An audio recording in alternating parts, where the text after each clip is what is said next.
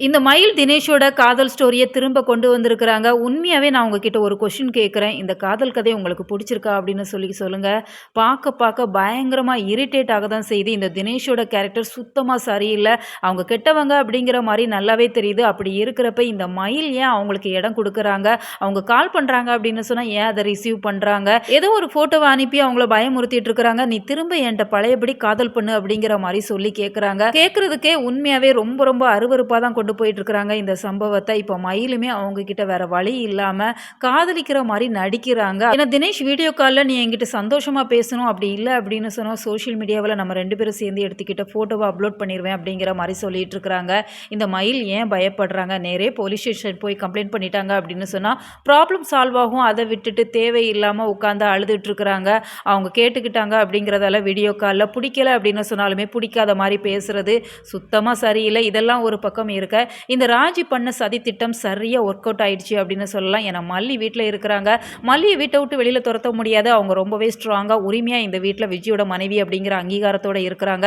ஆனா நாகு, மயிலு 2 பேரையுமே வீட்ட விட்டு துரத்தலாம் அப்படிங்கிறதால ஓசி சோறு, தண்ட சோறு உங்களுக்கு வேற வழி இல்ல அப்படிங்கிற மாரி தேவையில்லாத வார்த்தைகள் பேசுறாங்க. அதனால நாகுவோட தன்மானத்துக்கு ஒரு இழுக்கு வந்துடுச்சு அப்படிங்கிறப்ப நாகுவால தாங்கிக்க முடியுமா? இப்ப மயில கூட்டிட்டு வெளியில போயிடுறாங்க.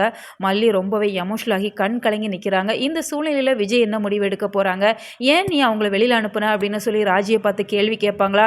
நிச்சயமா கேட்கறதுக்கு வாய்ப்பே இல்ல. ஏன்னா இப்பதான் அவங்களுக்கு ராஜினாலே ரொம்ப பிடிக்குது. அவங்களுக்கு மல்லிய தான் பிடிக்கல அப்படிங்கிறதால ராஜி என்ன செஞ்சாலுமே சரி அப்படிங்கிற மாரி தான் நினைக்க போறாங்க.